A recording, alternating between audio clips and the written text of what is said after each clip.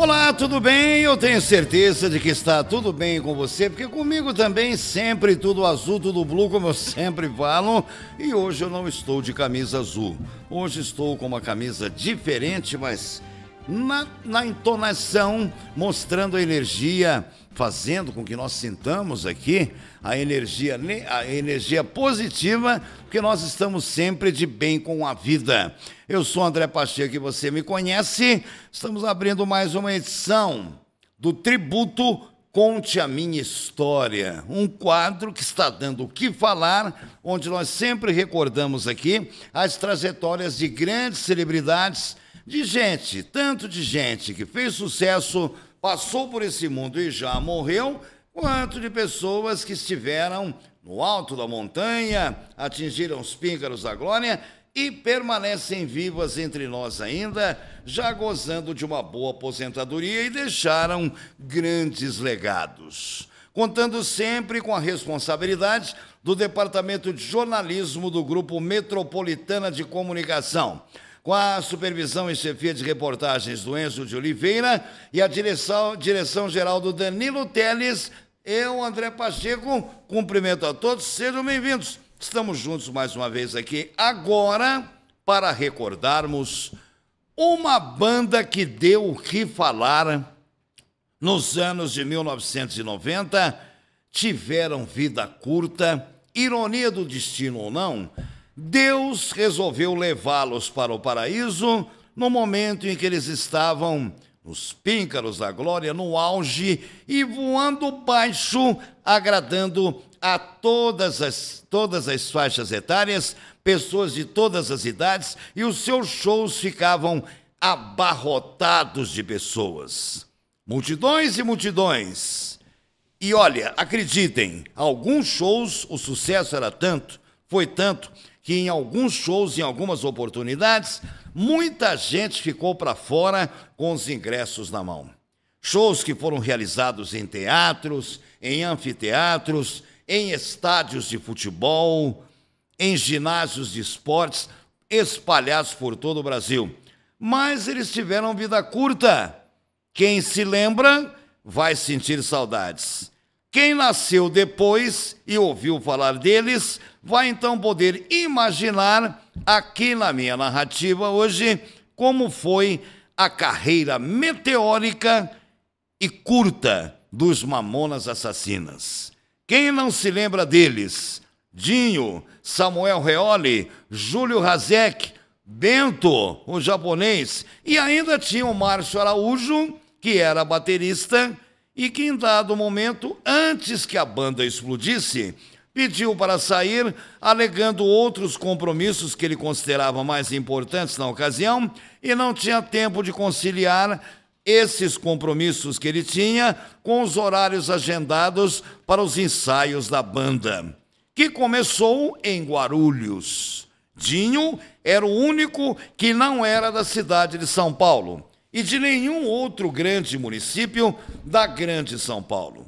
Dinho era baiano, tinha nascido na pequena Irecê, no interior da Bahia, e ainda muito criança, quando ele ainda era muito criança, a família se mudou para São Paulo. O pai, sempre em busca de melhores oportunidades, veio para Guarulhos e por ali se instalou. Guarulhos, todo mundo sabe, é um dos municípios da grande São Paulo, colado praticamente na cidade de São Paulo. Porque São Paulo cresceu tanto para aqueles lados que engoliu Guarulhos, que apesar de ainda ser um município, muitos ainda consideram a cidade, como carinhosamente falando, como um bairro da cidade de São Paulo. Quem mora em Guarulhos é São Paulo. Quem mora em Osasco é São Paulo. Quem mora em Barueri é São Paulo. E por aí vai.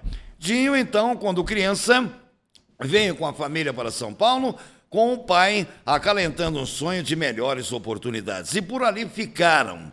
E Dinho cresceu.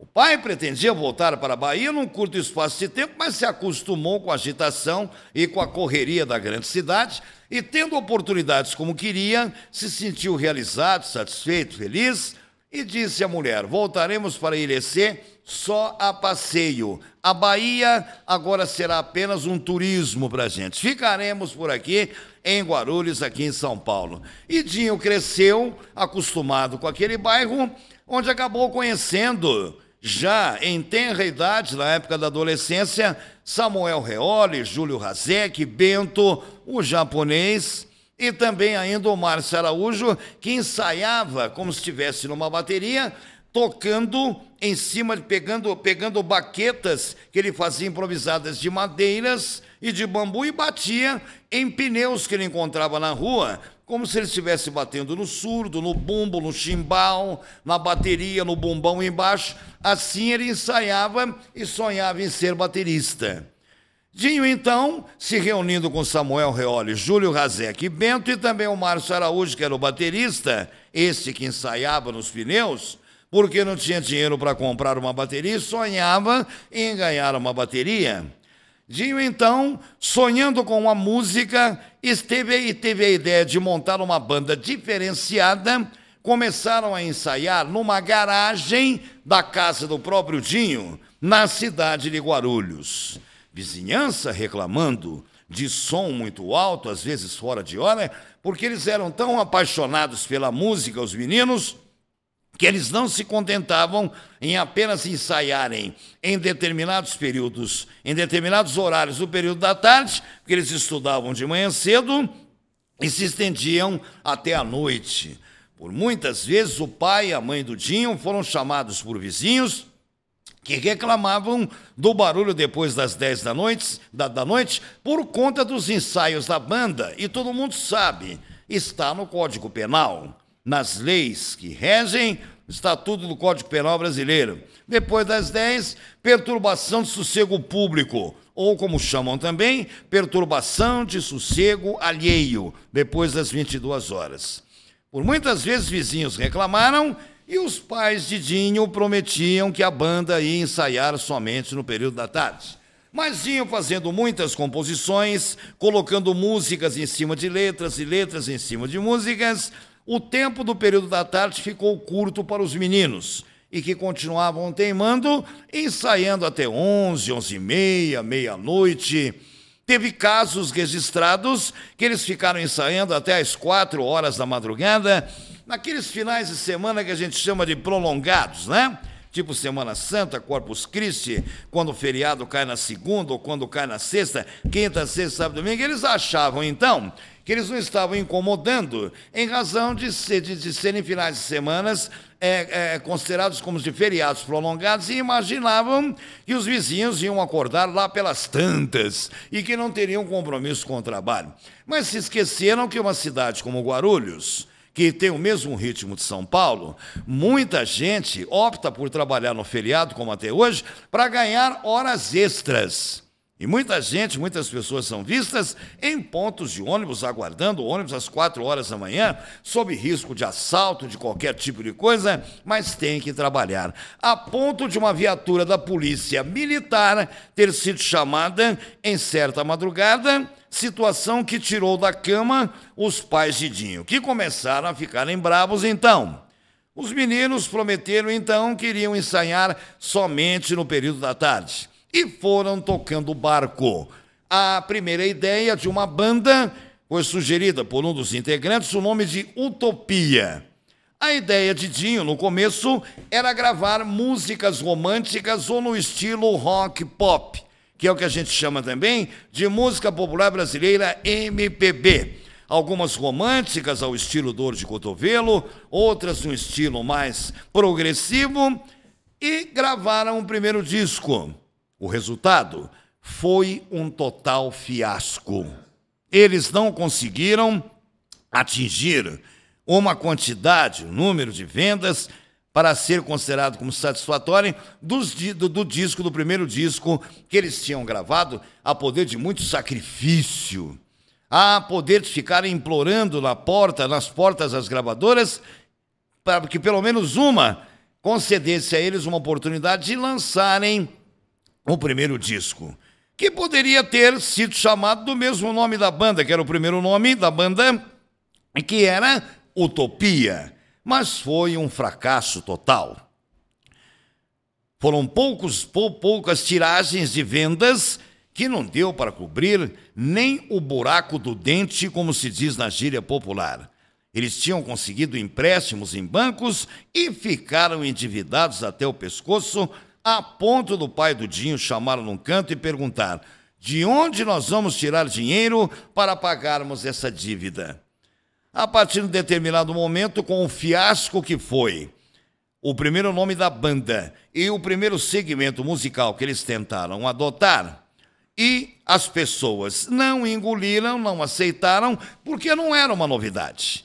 O estilo musical, de início, na primeira ideia de Dinho, era muito parecido como de tantos outros que se consagraram no estilo rock pop da MPB, da música popular brasileira.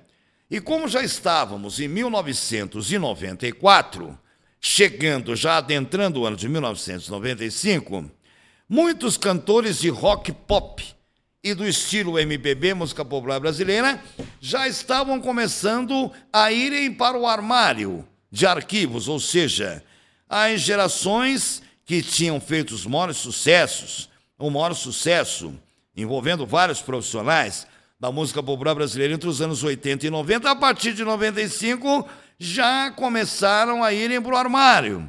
Ou seja, muitos que se consagraram ficaram apenas na lembrança, no flashback e na saudade. Equivale dizer que o rock pop e o estilo MPB, música popular brasileira, estava ficando um pouco deixado de lado.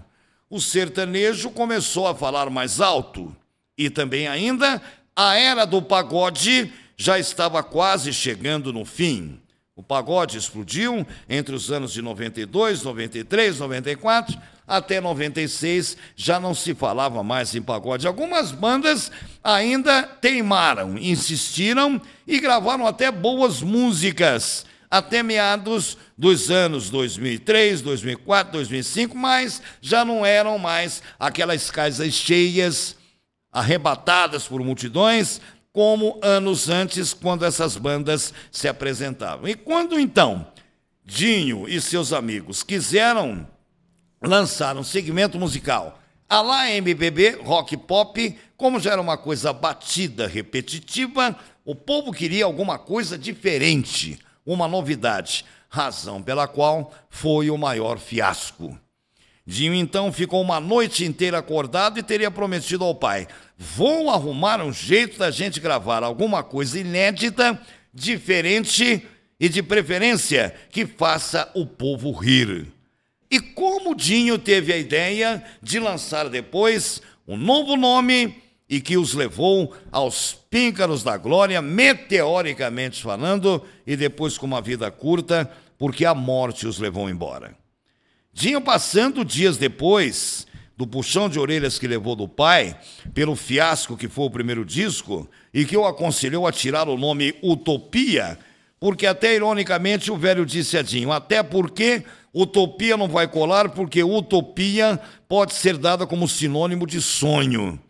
E enquanto o sonho não se torna realidade, ele sempre será sonho. E nós não vivemos de sonho, teria dito o velho para Dinho. Dinho, então, um dia, passando pela Praça da República e também pela Praça da Sé, em São Paulo, onde muitos camelôs se concentram, muitos vendedores ambulantes e aqueles repentistas do Nordeste que, para sobreviver, ficam fazendo versos e prosas, melhor dizendo, com os chapéus jogados de boca para cima no chão, e as pessoas vão passando e jogando moedinhas e tal, e para daqui, para dali, todo mundo sabe como é que funciona. Dinho acabou vendo no meio de tanta gente por ali, que lutava para sobreviver, muito talento, muitos artistas desperdiçados, muitos tesouros perdidos que não tinham sido descobertos e nunca tinham sido revelados. E viu 2 ou 3 rapazes com roupas parecidas com aquelas de presidiários, com listras horizontais em branco e preto, posso até me atrever a dizer, com camisas parecidas com a do 15 de Piracicaba, do primeiro uniforme, que vem com as faixas em horizontais em branco e preto. e calças também com a mesma confecção, e alguns sapatos que pareciam como de palhaços de circo, bicudos na frente, aqueles que lembravam do Aladim da Lâmpada Maravilhosa, lembra? Ele achou aqueles 3 rapazes bizarros. Eles estavam fazendo malabarismos, jogando aqueles bastões para cima, passando por debaixo das pernas, do lado, e o outro equilibrando em cima de um fio, de uma linha, e se caísse, pelo amor de Deus, e juntando multidões para verem os curiosos, passando em aquela roda de gente, vendo aquelas exibições e jogando moedinhas e jogando dinheiro nos chapéus daqueles artistas que ali ficaram. Ele se aproximou então daquele trio. Eram três, e que eram tão gozadores, que quando o Dinho perguntou quais os seus nomes, os 3 disseram, falando juntos como se fosse um coral: somos os 3 Patetas, os 3 Patetas de Osasco. Ninguém os conhecia. Eles ganhavam a vida ali o dia inteiro, entre as praças da Sé e da República, 2 grandes praças que ficam no coração de São Paulo, na região central da maior cidade da América do Sul. O Dinho, então, ficou impressionado com aquele uniforme e foi para casa, depois de um rápido bate-papo com aqueles 3 Patetas, pensando que aquilo ali poderia ser, que aquela vestimenta poderia ser uma inspiração para um uniforme que ele adotaria para a banda de um nome que ele ainda não tinha pensado. Se reuniu com Samuel Reole, Júlio Razek, Bento e Márcio Araújo, o baterista, que depois saiu, mas ele ainda estava na banda, e disse: estive nas praças da Sé e da República, e hoje na Praça da Sé encontrei 3 caras assim, assim, assado, e contou a história. Eles se reuniram e disseram: bom, se 2 cabeças pensando são melhores do que uma, como diz o ditado, aqui nós somos em 5 cabeças pensando, quem sabe a gente consegue achar uma veia para a gente estourar, porque temos que pagar a dívida para o banco da grana que a gente levantou para a gravação do primeiro disco, que foi um total fracasso. Mas nós não vamos desistir. E o que aconteceu? Como tudo tem que ser quando é para ser, e põe a mão de Deus no meio disso aí, porque para Deus tudo tem a hora certa e o momento certo. O importante é que você não desista dos seus ideais, porque água mole em pedra dura, tanto bate até que fura. Márcio Araújo, que era o baterista, que depois acabou saindo, vejam bem, ele saiu, mas eu estou insistindo no nome dele aqui, porque o nome dele acabou tendo uma vital importância. Não estava no destino do Márcio morrer junto com os companheiros naquele voo que bateu na Serra da Cantareira. Não estava no destino dele. Por isso, então, quis o destino que ele se afastasse por outros compromissos, mas a ideia que ele deu depois, que foi a alavanca para o elevador subir no sucesso, e ninguém mais segurou. Márcio Araújo teria ido a um sítio de um parente num final de semana, que estava liberado nos ensaios, porque os meninos tinham que resolver outras coisas, e de repente viu uma molecada brincando de estilingue, um metendo mamona no outro, já viu? Mamonas. Você vê um monte de mamonas andando por aí, em terrenos baldios, que ninguém corta há muito tempo, vai para o meio do mato, você encontra mamonas. Perto da minha casa tem um terreno lá que há muito tempo está desocupado, ninguém constrói nada, ninguém faz nada, ninguém sabe de quem é, e o mato está dessa altura, de vez em quando a prefeitura manda cortar, mas quando cresce, aparecem aquelas mamonas, aquelas bolinhas verdinhas. E Márcio viu uma molecada brincando de guerrinha de estilingue com mamona. E um moleque quase que acertou uma mamonada no olho do colega. Quando adultos que estavam num churrasco no sítio chegaram e disseram: se acerta no olho do moleque é deixar o moleque cego, se é mamona assassina. O comentário feito, aquilo acendeu uma lâmpada na cabeça de uma lâmpada, como se fosse a lâmpada a lâmpada mágica do inventor, do professor Pardal. Márcio voltou naquele domingo para casa, se lembrando daquela cena da mamonada, e o comentário feito por um adulto dizendo: são mamonas assassinas. Aquilo ficou na cabeça dele. Na segunda-feira, ele teria dito que dormiu e sonhou com uma ideia, juntando com aquelas vestimentas que o Dinho tinha visto naquele trio de patetas na praça, E também com as mamonadas que ele presenciou, num sonho ele teria tido a ideia, por que não Mamonas Assassinas? Que viria do nada. Na segunda-feira, Márcio amanheceu na casa do Dinho e antes que os pais acordassem, ele já bateu na porta, o cachorro veio latindo, o Dinho levantou primeiro e ia para a escola, eles estudavam, ele e os colegas. Márcio disse, eu tenho uma ideia, e expôs para ele. Junta com as vestimentas que você viu aquele dia dos Três Patetas na praça, com a cena que eu presenciei esse final de semana no sítio, ali na região de Barueri. Foi por ali que ele tinha estado. Por que não a banda se chamar Mamonas Assassinas? Dinho, então, já ligou para Samuel Reoli, para Júlio Razek, para o Bento. Naquele tempo não existia isso aqui. Hoje é muito mais fácil. Quer dizer, já existia em 95, mas existia aquele chamado aparelho de celular, o chamado tijolão, que a pessoa tinha que amarrar numa cinta aqui, ou prender no canto da calça aqui, ó, onde passa a cinta, para caminhar, e ele ficava chacoalhando assim o tijolão. Parecia que a pessoa tinha um cacetete de guarda ou uma metralhadora ali. Era até engraçado. E naquele tempo, o celular tijolão era coisa só para rico. Pobre nem passava perto. Depois, a partir dos anos 2000, que ficou mais fácil as classes menos favorecidas terem aparelhos de celulares, até porque aquela primeira fabricação de celular grande foi diminuindo, né? Diminuindo, e tem celular até menor do que esse meu aqui. Daqui a pouco eles inventam um do tamanho de um pendrive que vai caber num bolsinho qualquer. Então, Dinho, por conta disso, precisou usar o telefone fixo da casa dele, ligou para Samuel Reoli, Júlio Razek, Bento, disse, hoje ninguém vai para a escola. Tem prova? Não. Tem prova? Não. Perguntou, tem prova? Eu também não tenho. Mata a aula, a gente quase não falta. Vem todo mundo para cá na garagem, que vai nascer uma nova banda, que o Márcio passou aqui e contou a história para eles foram para lá. Dali nasceu, então, com a aprovação do Samuel Reoli, Júlio Razek e o Bento japonês, a banda Mamonas Assassinas.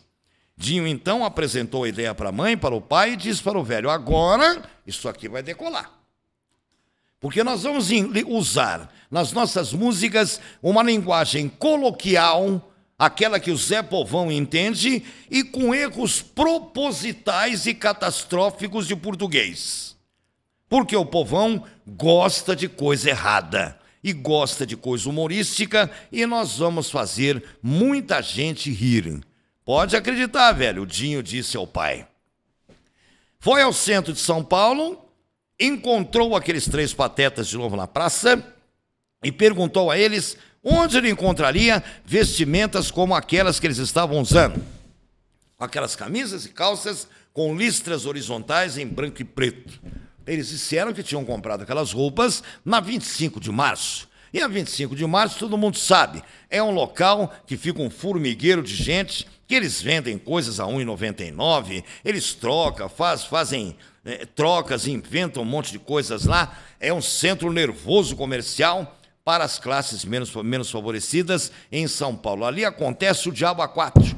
E Dinho foi com a mãe dele e perambulou por lojas e lojas, até que numa delas encontrou o tipo de roupa que queria. Chamou os demais integrantes e todos fizeram, no provador da loja, fizeram um experimento, experimentaram, e as roupas serviram e acabaram contando moedas e catando tostões, porque a família do Dinho era uma família de gente muito simples, humilde, pobre. O pai, quando veio da Bahia para Guarulhos, encontrou oportunidades de trabalho, mas não ficou rico. Assim era a maioria das pessoas que vinham de fora, de outras localidades, qualquer uma do Brasil, para São Paulo ou para a Grande São Paulo. Eles catavam moeda e contavam tostões e pagaram ali na raça aquela roupa para os 5 integrantes. Faltavam os sapatos parecidos com o do Aladim, da Lâmpada Maravilhosa, mas Dinho desistiu, falou, qualquer tipo de coisa que a gente colocar nos pés, ninguém vai prestar atenção. O importante é a roupa e agora vamos nos tornarmos engraçados. Pintaram cabelos, um de laranja, o outro de roxo, com aquelas caras bizarras, fazendo graça, fazendo mímicas e fazendo micagens, e Dinho disse, agora vamos fazer as nossas composições. E a primeira que eles fizeram foi num outro final de semana, quando eles foram para Santos. O Dinho tinha uma Brasília amarela, exatamente com rodas gaúchas, como estava na letra da música. E foram para Santos. E no litoral, indo e voltando, presos no trânsito, aquela coisa toda, nasceu a ideia na cabeça do Dinho: Pelados em Santos. E começaram a trocar ideias entre eles dentro da Brasília. E guarda rodoviário parando, e a canetada comendo, ou porque estava com uma lanterna queimada, um farol queimado, o Dinho teria dito: pior do que estamos, não ficaremos. Para não falar palavrão aqui. Mas nós vamos dar a volta por cima, e o Dinho começou a cantarolar o que veio do nada na cabeça dela, na cabeça dele, para os colegas dentro do carro, enquanto eles estavam presos no trânsito, tanto na ida quanto na volta. Imagine você, aquela estrada que liga para Santos, a estrada velha, nova, é um terror aquilo lá. E o Dinho começou: mina, teus cabelos é da hora, teu corpão violão, meu docinho de coco tá me deixando louco, minha Brasília amarela, com a roda gaúcha, vai daqui, vai dali, e os outros 4 ajudando a fazer um coral. Tudo nasceu ali a música Pelados em Santos. Quando eles conseguiram parar, o Dinho falou: pega o gravador e me dá o violão, que eu vou dar pelo menos uma melodia para a gente não esquecer, que depois a gente vai colocar nos ensaios. E colocaram nos ensaios.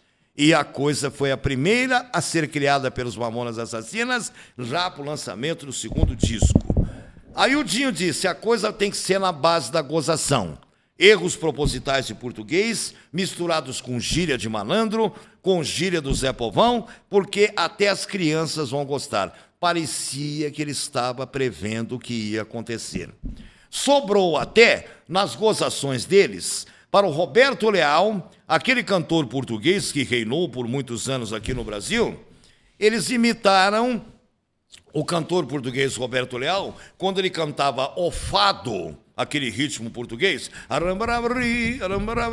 dando aqueles pulinhos, aquela coisa e tal, que me passaram a mão na bunda, falando em português: ainda não comi ninguém, e aquilo arrebentou também, aquela gozação em cima do Roberto Leal. Pronto, era o suficiente. A banda, então, estourou como se você soltasse um caminhão com carga pesado na banguela, sem freios. Ninguém segurava mais os meninos. Nasceu ali, os Mamonas nasceram ali. Os Mamonas Assassinas, com a ideia do Márcio, com o que o Dinho tinha visto na praça, os Mamonas Assassinas, então, começaram a voar embaixo. Para todos os lugares que eles iam, muita gente ficava com ingressos para fora. Teve lugares que teve muita confusão, deu polícia, deu boletim de ocorrência, teve agressão de gente brigando com gente, muitas pessoas brigando entre elas, no público lá fora que não tinham conseguido entrar, famílias levando, e o que o Dinho previu se confirmou. 50% do grande público dos Mamonas era composto de crianças. Crianças entre os 5, 6, 7, 8, 9 até 10 anos de idade.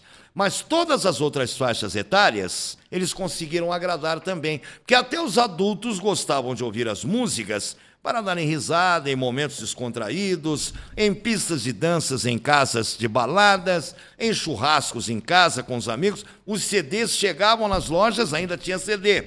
Os CDs entravam nas lojas e saíam do jeito que tinham entrado. Quem chegasse atrasado para comprar, já não pegava mais, tinha que esperar a outra prensada, né, que a gente chama, como chamavam, a outra prensada que as gravadoras davam para emitirem mais outras cópias daquele CD. E na capa apareceram, do CD, que seria o antigo disco de vinil, na capa do CD apareceram aqueles meninos com aquelas roupas que a primeira impressão que causaram é como se fossem roupas de presidiários, que antigamente os presidiários usavam roupas daquele jeito. Hoje já não existe mais isso. Mas depois, com o recado deles, com as músicas, as coisas, então, todo mundo começou a entender a nova mensagem deles. E foi o maior sucesso. Pelados em Santos, a sátira em cima do Roberto Leal, e por aí vai, com tantas e tantas outras composições. E eles começaram a serem chamados para os programas de televisão.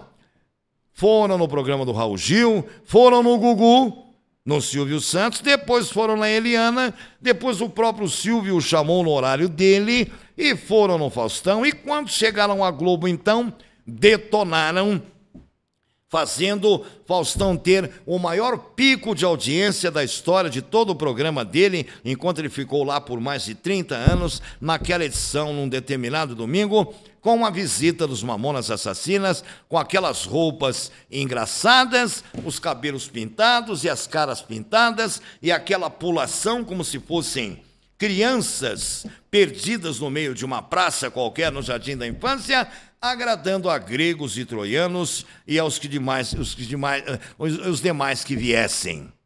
Os shows, então, lotaram a agenda. A grana preta começou a entrar. Primeira coisa que o Dinho disse, chamou o pai, primeira coisa que o Dinho fez, chamou o pai e falou, olha, essa aqui, que está nessa maleta, é para pagar o que nós estamos devendo para o banco do nosso fracasso na primeira tentativa. E o que sobrar aqui agora a gente vai acertar as nossas vidas. Combinou com os demais integrantes, mas, detalhe, antes do primeiro show, eles conseguiram gravar o disco, mas antes do primeiro show, Márcio Araújo, que era o baterista, aproveitou uma das reuniões da banda, que sempre aconteciam essas reuniões antes de iniciarem todos os ensaios, na garagem ainda, da casa do Dinho, em Guarulhos. Márcio disse que ia se desligar da banda porque tinha compromissos que ele julgava mais interessantes, mais importantes para a vida dele, e não podia conciliar com os ensaios da banda. E se desligou. Então ficaram Dinho, Samuel Reoli, Júlio Razek e Bento, os quatro. Entre Júlio Razek e Samuel Reoli se viravam na bateria, o Dinho também e tudo mais. Aliás, todos eles tocavam todos os tipos de instrumentos. Deram shows à torto e direito nesse Brasil inteiro. Até em países da América do Sul, como Argentina, Venezuela, Paraguai, que são países vizinhos ao Brasil, e que, muito embora o idioma seja o castelhano, que chamam muitas vezes de portunhol, uma mistura de português com espanhol, muita gente desses países também tinha comprado CDs dos Mamonas. E os shows deles, então, começaram a serem agendados também para aqueles lados. E eles estavam ganhando muito dinheiro. O ano de 95 foi o ano mais importante de toda a vida daqueles meninos e da carreira meteórica e curta dos Mamonas Assassinas. Depois de muitos shows, depois de muitas agendas, empresários poderosos começaram a procurar os meninos. Até a Rede Globo teria feito menção a uma possibilidade de uma proposta para montar um quadro dos Mamonas Assassinas para a televisão num programa humorístico.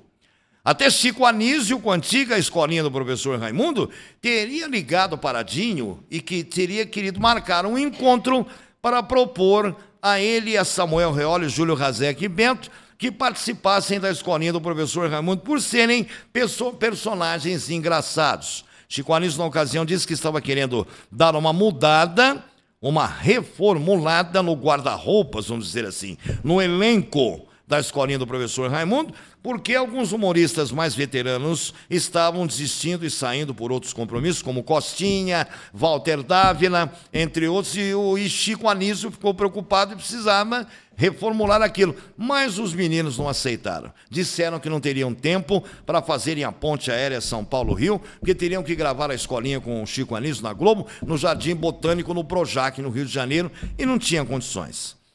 Eles viviam mais em aviões do que em casa, mais pelo alto voando do que em terra firme, de tantos shows que faziam. E estavam até cansados os meninos. Pensavam eles em tirarem umas férias já quando começou o ano de 1996. Eles teriam aventado a possibilidade de fazerem uma viagem, uma turnê pelos Estados Unidos, na América do Norte, visitarem a Europa, aproveitarem a grana preta que estavam ganhando e descansarem para tirarem um pouco o estresse, descarregarem as suas pilhas de tantos shows. Já não podiam mais sair nas ruas, eram reconhecidos com extrema facilidade. Dinho tinha uma namorada fixa que morria de ciúmes do acesso das outras meninas quando eles chegavam nos camarins antes de iniciarem os shows, porque eles abriam para a imprensa, para entrevistas coletivas e não negavam autógrafos e uma atenção especial e um carinho pelos fãs. Vinham pessoas de todas as idades atrás dos Mamonas Assassinas. Tinha aquela história do mulherio, aquelas que ficavam no gargarejo e paqueravam os integrantes. A namorada de Dinho, então, com medo de perdê-lo, começou a acompanhar a banda para ser uma espécie de um escudo para impedir que as meninas se aproximassem do Dinho. Os outros demais integrantes não tinham compromisso sério com ninguém, mas foram arrumando namoradas fixas. E aí a banda ficou um pouco mais estabilizada, até pelo controle psicológico e emocional, pelo assédio dos fãs. E muitas crianças tiravam fotos com os Mamonas Assassinas. Eles fizeram a alegria de muitos baixinhos, como a Xuxa chamava, não é verdade? Mas quem podia imaginar que depois que eles estavam voltando de um show na cidade de Brasília, aquele avião, quem poderia imaginar que aquele avião fosse bater na Serra da Cantareira? Só que um pouco antes, importante que nós lembremos aqui. Uma semana antes, o penúltimo show dos Mamonas Assassinas tinha sido aqui em Piracicaba. E eles pararam a cidade. A cidade não fazia mais outra, o povo de Piracicaba não fazia mais outra coisa naquele dia, a não ser concentrar-se todo para o show dos Mamonas, que foi um verdadeiro sucesso. O show dos Mamonas em Piracicaba, uma semana antes da morte deles, foi considerado o show que mais público teve em toda a história da cidade, que já recebeu grandes artistas da música popular brasileira, atores de novelas consagrados, gente muito importante, gente que gravou muitos discos, até Roberto Carlos, acreditem, até Roberto Carlos, o rei, eles superaram. Só que é bom lembrar que Roberto Carlos esteve em Piracicaba na década de 70, quando ainda estava estourando na música popular brasileira.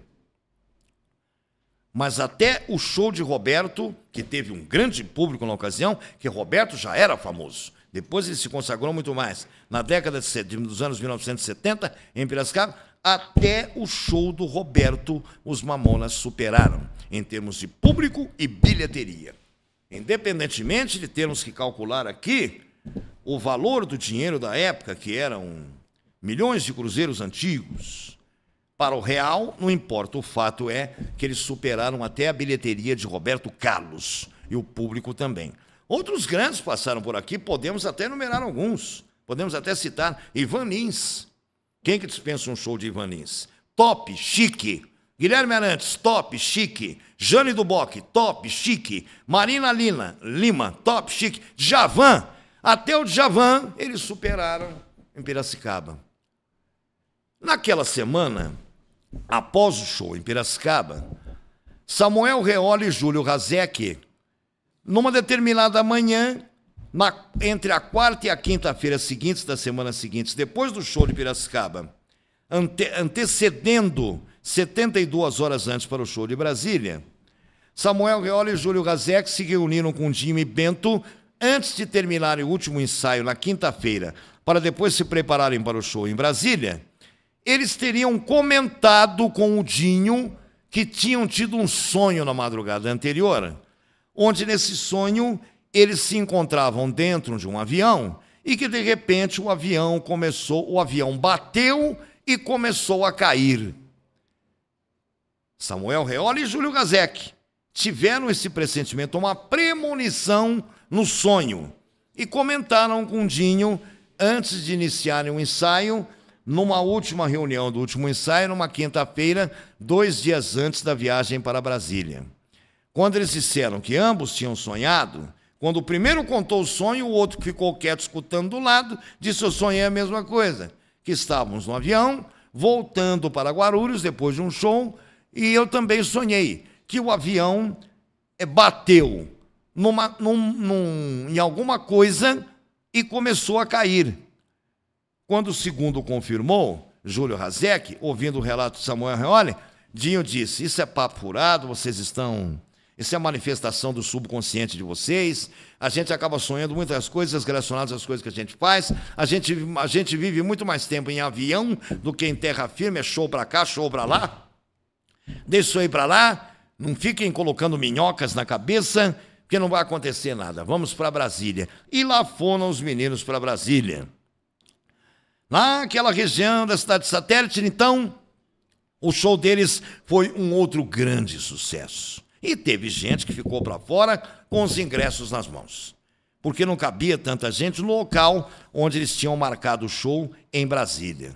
Fizeram um show normal, que acabou por volta de 11, antes das 11h30 da noite. Eles tinham começado às 9 horas. Há quem diga que os Mamonas Assassinas, ao contrário de muitos outros artistas, eram pontuais, não gostavam de atrasar. E que, ao contrário de muitos artistas que se consagraram com o tempo, que ficaram metidos, de narizes empinados, Dinho, Samuel Reole, Júlio Razek e Bento mantiveram a humildade e a simplicidade dos tempos em que eles não eram nada. Acabando o show em Brasília, montaram no avião e estavam voltando para São Paulo, quando, em dado momento, já adentrando a madrugada do domingo, até hoje não ficou muito bem explicado o que aconteceu na comunicação da torre de controle para com o piloto e o copiloto. O fato é que o avião fez uma conversão errada quando já tinha visualizado lá de cima o local onde eles iam pousar.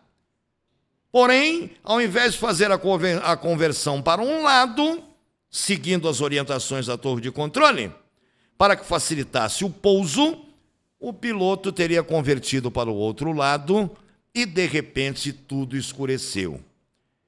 Quando o piloto percebeu o erro que tinha cometido, tentou recuperar o contato com a torre de controle, mas já era tarde. O avião foi bater bem na ponta, pode-se chamar da cabeceira, da Serra da Cantareira. E com aquele choque, o avião caiu e todo se despedaçou. Morria ali o sonho, morria ali o sucesso, morria ali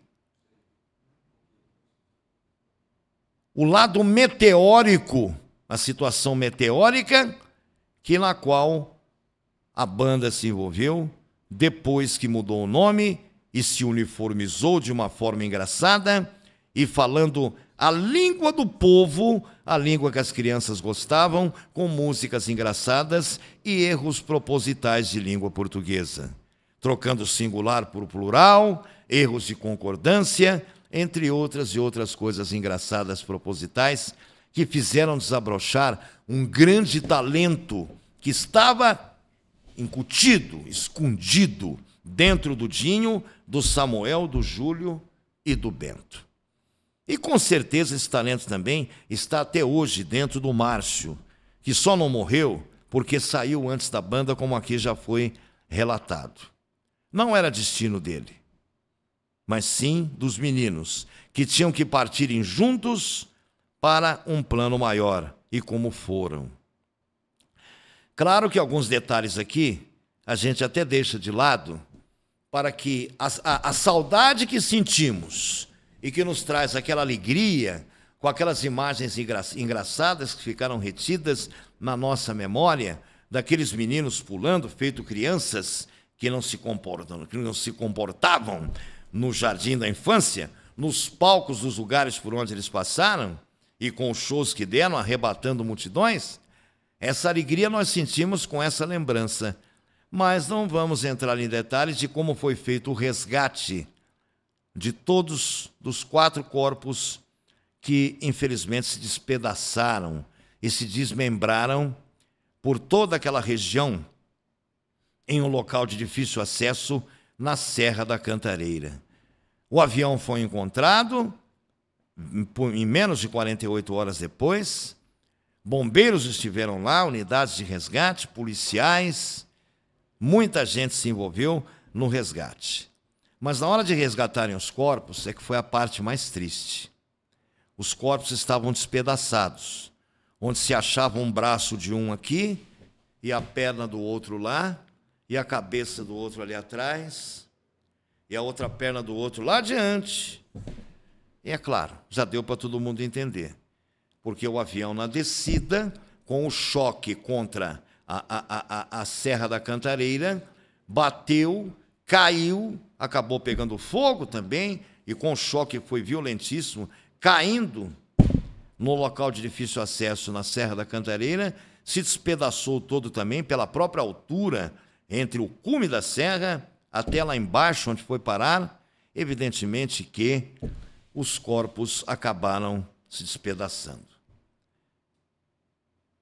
Os profissionais de resgates, quando encontraram os pedaços dos corpos, foram juntando e até pediram à imprensa que não evidenciasse muito aquelas cenas, a toda a imprensa em geral, para que as crianças daquela época, que hoje são adultos e adultas, homens e mulheres, adultos e adultas, naquele tempo eram crianças, para que aquelas crianças, que hoje são adultos e adultas, não vissem aquilo na televisão, porque iam perguntar aos pais o que tinha acontecido. Até crianças que se alegravam com os Mamonas, mas que não tinham ainda atingido um nível de entendimento, perguntavam aos pais, depois daquilo que aconteceu, o que tinha acontecido com os Mamonas e por que o Dinho e os outros 3 não apareciam mais na televisão e não se apresentavam mais em shows.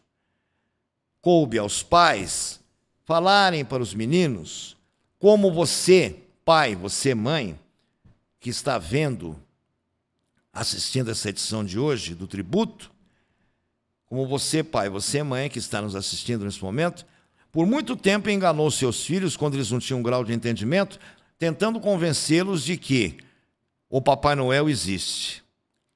E do mesmo jeito que quando eu era criança e ouvia aqueles disquinhos de historinhas infantis, eu acreditava que o lobo mau do Chapeuzinho Vermelho existia. E para aquelas crianças que hoje são adultos, os pais disseram: Dinho, Samuel Reoli, Júlio Razek e o Bento viraram anjinhos e foram fazer companhia para o Papai do Céu.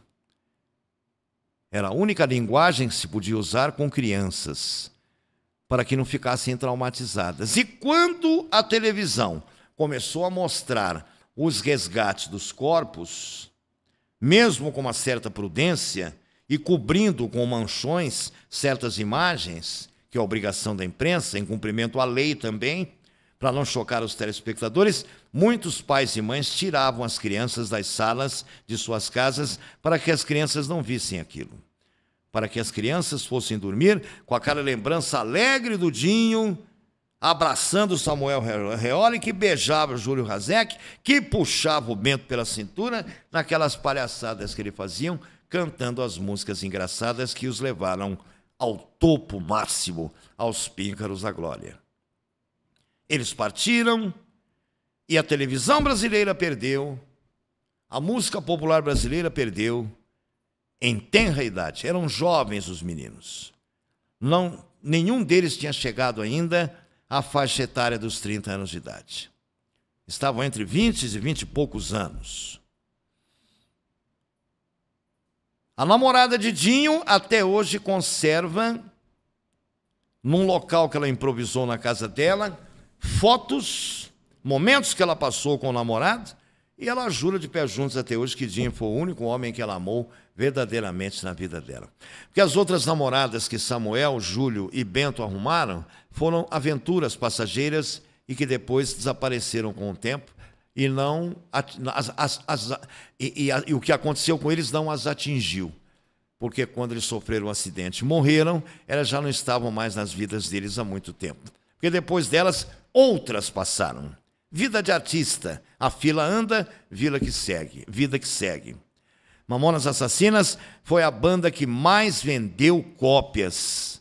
Milhões e milhões e milhões de cópias comparadas a outros artistas, porque foi uma banda que, além de meteórica como foi, ela conseguiu agradar a todas as faixas etárias. Desde crianças de 5 a 7 a 8 anos de idade, até pessoas de 50, 60 anos, 70, até os idosos brincavam com as crianças quando viam shows dos Mamonas e compravam CDs e ouviam em casa em festinhas de aniversário de crianças, e os idosos brincavam com as crianças e dançavam as músicas dos Mamonas com as crianças no colo, e com um chapeuzinho de palhacinho e soprando a velhinha no bolo e cantando parabéns. Por isso os pais disseram: o Dinho, o Samuel, o Júlio e o Bento viraram anjinhos e foram fazer companhia para o Papai do Céu. Porque as crianças também eram anjinhos que na mais pura essência da inocência se divertiam com seus coraçõezinhos puros, com aquele trabalho também que era feito por aqueles meninos, de uma forma pura, que até parecia que era ingênua e inocente, mas não era, porque eles eram adultos, mas tinham um talento invejável. Quis o destino que eles partissem desse mundo. Mas eles não deixaram apenas um legado. Eles ficaram eternizados por terem agradado a todas as faixas etárias. E quando se diz ninguém é insubstituível, eu até concordo. Mas, do mesmo jeito que igual a Pelé, fizeram e jogaram uma forma fora e não vai surgir outro igual, igual aos Mamonas Assassinas, não vai surgir outra banda igual. Pode surgir qualquer outra que faça um sucesso de uma forma diferente e que atinja um público diferenciado e que chegue até os píncaros à glória. Mas igual aos Mamonas, nunca mais. Eu sou André Pacheco e você me conhece, contando com assistência técnica, a supervisão e a chefia de reportagens do Enzo de Oliveira e a direção geral do Danilo Teles, daqui diretamente do Grupo Metropolitana de Comunicação, da Rádio e TV Metropolitana de Piracicaba. Eu me despeço, mas claro, sabe aquela coisa? Eu nunca vou dizer adeus. Tem aquela brincadeira que diz, por falta de adeus, até logo. Eu digo isso porque eu vou voltar com mais uma edição, em breve, do Tributo. Conte a minha história. Um forte abraço a todos e até o nosso próximo encontro.